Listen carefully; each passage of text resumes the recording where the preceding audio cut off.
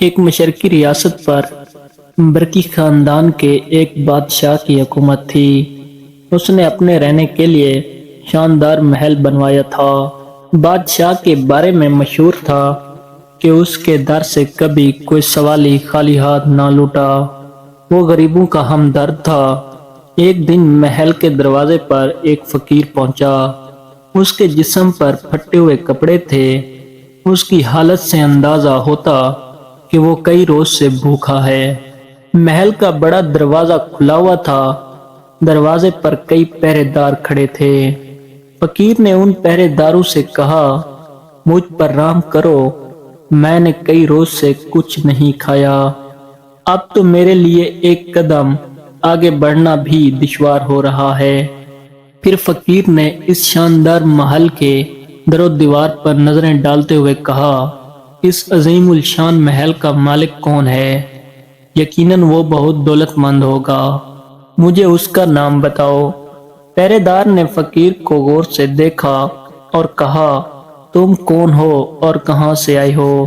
بڑی حیرت کی بات ہے، تم یہ بھی نہیں جانتے کہ یہ برقی بادشاہ کا محل ہے، بغداد کا سب سے ذہین، عقل مند اور دولت مند حکمران ہے۔ فقیر نے پہرے دار کی بات سن کر کہا، ہاں میں نے بادشاہ کے بارے میں سنا ہے، وہ تو غریبوں کا سچا ہمدرد ہے۔ پہرے دار صاحب، آپ مجھے چاندی کا ایک سکہ دے دیں تاکہ میں اپنے لیے روٹی خرید لوں، بھوک سے میری جان نکلی جا رہی ہے۔ پہرے دار نے فقیر سے کہا، اگر تم بھوکے ہو تو اندر محل میں کیوں نہیں چلے جاتے؟ تمہیں کوئی نہیں روکے گا، میرا آقا بھی اندر ہے، اس سے ملو اور مدد کی درخواست کرو، وہ تمہاری مدد ضرور کریں گے۔ یہ سن کر فقیر خوش ہو گیا اور پہرے دار کا شکریہ ادا کر کے محل کے اندر چلا گیا۔ محل کے اندر ایک شاندار اور خوبصورت تخت پر بادشاہ بیٹھا تھا۔ اس نے فقیر کو اندر آتے دیکھ لیا تھا۔ فقیر ڈرتے ڈرتے آہستہ آہستہ آگے بڑھ رہا تھا۔ شہزادہ اسے غور سے دیکھ رہا تھا۔ آخر اس نے کہا، ڈرو نہیں، چلے آؤ، ہم تمہیں خوش آمدید کہتے ہیں، بتاؤ کیا بات ہے؟ فقیر ادب سے آگے بڑھا اور بادشاہ کے سامنے جھک کر بولا، میرے آقا، میں ایک غریب آدمی ہوں، آپ سے مدد چاہتا ہوں، صبح سے بھوکا ہوں، اب تک کچھ کھانے کو نہیں ملا۔ بادشاہ نے اس کی بات غور سے سنی اور پھر فوراً تالی بجاتے ہوئے آواز لگائی، کوئی ہے؟ ایک برتن اور پانی کا لوٹا لاؤ، ہم اور ہمارا مہمان کھانے سے پہلے ہاتھ دھوئیں گے۔ فقیر مڑ کر دیکھنے لگا کہ پانی کون لا رہا ہے، مگر کوئی بھی نہ آیا۔ بادشاہ ایسے ظاہر کر رہا تھا جیسے پانی آ گیا اور وہ اپنے ہاتھ دھو رہا ہے۔ نہ خادم نظر آ رہا تھا، نہ برتن اور نہ پانی۔ فقیر حیران تھا۔ پھر بادشاہ نے فقیر سے کہا، معزز مہمان، آپ بھی ہاتھ دھو لیں۔ فقیر سوچ رہا تھا کہ جب پانی ہی نہیں تو ہاتھ کیسے دھوؤں گا، مگر بادشاہ کے سامنے کیا بول سکتا تھا؟ مجبوراً اسے بھی وہی کرنا پڑا جو بادشاہ نے کیا، یعنی جھوٹ موٹ ہاتھ دھونے لگا۔ اب بادشاہ نے دوبارہ تالی بجائی اور دوسرا حکم دیا، کوئی ہے؟ جلدی ہمارے اور ہمارے مہمان کے لیے کھانا لاؤ، دیر نہ لگے۔ نہ کوئی خادم آیا اور نہ کھانا، مگر بادشاہ یہ ظاہر کر رہا تھا جیسے ان کے سامنے دسترخوان بچھا دیا گیا ہے اور اس پر کھانا لگا دیا گیا ہے۔ اس کے بعد بادشاہ نے اس طرح منہ چلانا شروع کر دیا جیسے وہ کھانا کھا رہا ہو۔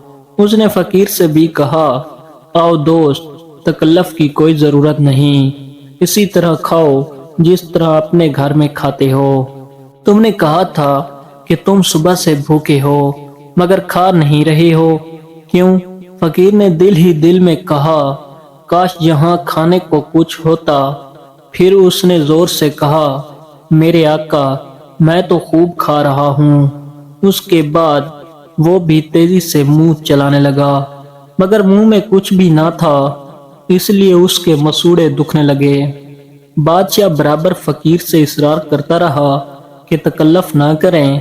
وہ کبھی فقیر سے کہتا کہ تم یہ نہیں کھایا، کبھی کہتا وہ نہیں کھایا، اور کبھی کہتا کہ میٹھا تو تم نے لیا ہی نہیں، اور کبھی کہتا کہ اس کوفتے کی کیا بات ہے، تو کبھی کہتا کہ بریانی کا جواب ہی نہیں۔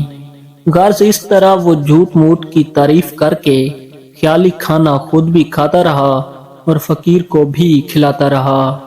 بیچ میں کئی بار بادشاہ نے فرضی اور خیالی خادم کو بلا کر اس سے خصوصی طور پر فرضی اور خیالی کھانے منگوائے اور انہیں بڑے اصرار کے ساتھ فقیر کو بھی کھلایا۔ فقیر غریب بھوک سے بے حال خیالی کھانوں سے پیٹ بھرتا رہا۔ یہ الگ بات ہے کہ اس کے پیٹ میں سچ مچ چوہے دوڑ رہے تھے۔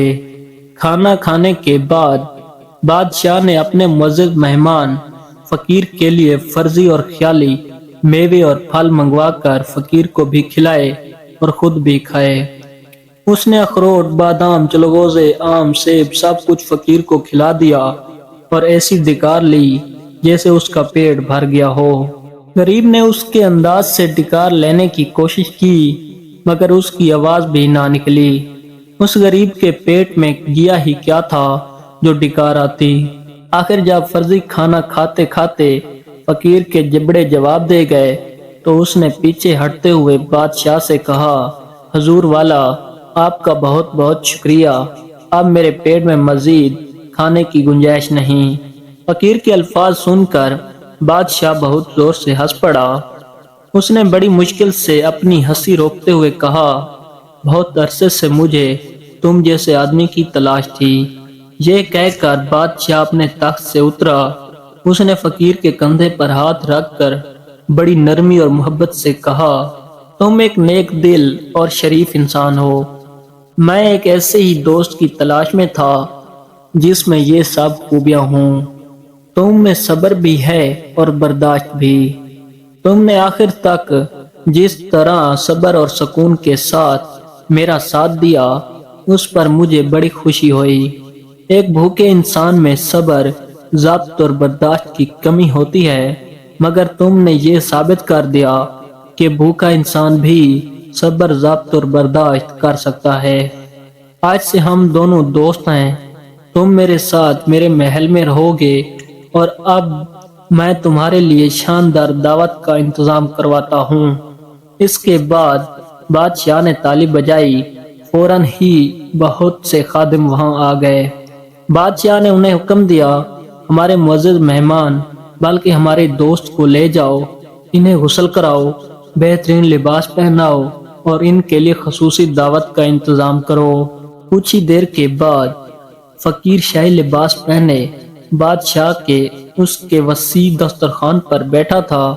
اس بار ان کے سامنے بالکل اصلی کھانے تھے۔ دونوں دوست کھا بھی رہے تھے اور کہہ کے بھی لگا رہے تھے۔ وسلام ناظرین، اگر سٹوری اچھی لگی ہو تو پلیز ہمیں سپورٹ کریں اور ہمارے چینل کو ضرور سبسکرائب کریں۔